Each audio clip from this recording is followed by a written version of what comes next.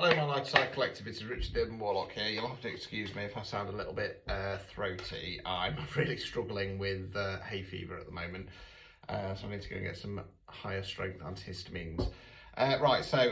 These are collective. Take what resonates, leave what doesn't. This is for the light side collective, so if this has popped up on your For You page, it may be for you. If it doesn't resonate, I have already done this week the dark side and the spicy side collectives.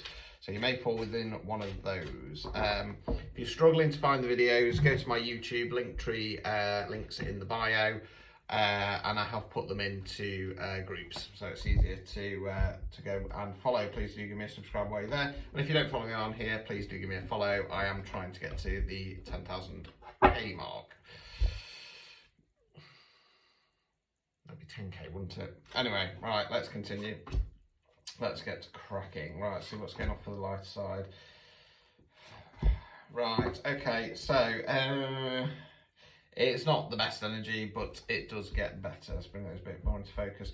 Right, so the first card is the King of Swords in the reverse position. Swords rates there, way we think, words we use. Now with the court cards, it can be an energy within ourselves, they can be the energy of somebody else around us.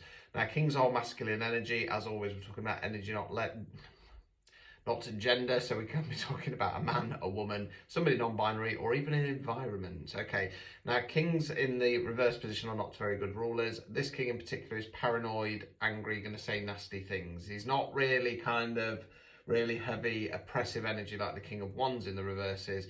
He's just got stuck in his head, like I say, paranoid, jealous, stuff like that. So there's somebody around you at the moment, and I'm going to say it's somebody else who's putting not very nice stank energy on you. Right, next card is the Knight of Wands in the reverse position. Wands relates to fire. We're generally talking about taking some kind of action. Now with the Knights, they don't have the knowledge or experience of the Kings and the Queens, more so than the Pages, but more about forward motion. Now you'll notice that this Knight is galloping in to take some kind of action. Now in the reverse position, we're holding off on doing that. Okay, it's got a little bit of a feel, and I'm going to go a little bit intuitively here. It's got a little bit of a feel that there's somebody not very nice around you. It feels like this Knight is somebody else who said, yeah, don't worry, I've got your back, I'm there for you, don't worry. And they ain't shown up. Right, we then got the Two of Wands. So again, Wands, fire action. Now, this is about making a new plan moving forward. So you've already decided where you're going, what you want. That would be the Ace. And now you're making the plan. So he's got the globe in his hand, he's surveying the scenery. Right, how can I get here? Because I'm dealing with some dickhead King of Swords. The Knight of Wands said he was going to help me out and never showed up. So let's start making a plan of getting out of Dodge. Let's continue. Right, okay, we then got the Ace of Swords. So as I just mentioned a moment ago, aces are about bringing in a new energy, not about starting something new. Swords are where we think, words we use. Okay, so this is about going, right, long term. I know where I want to be, but I need to reassess how I think about a situation, or possibly even more so how I communicate. Okay, because if you are the kind of person who does struggle to communicate, especially if you've been dealing with a King of Swords, say if it's like a partner or a parent that you've had in most or all of your life, and they're constantly putting you down, to then find your voice can be extremely difficult. You know you're going in a different direction, so you're reassessing, how can I change that, okay? We've then got the Five of Cups. Again, I'm all over the place today. I'm very, very tired. I've had quite a bit of coffee. It's just the ongoing cycle of life for me at the moment, I'm afraid.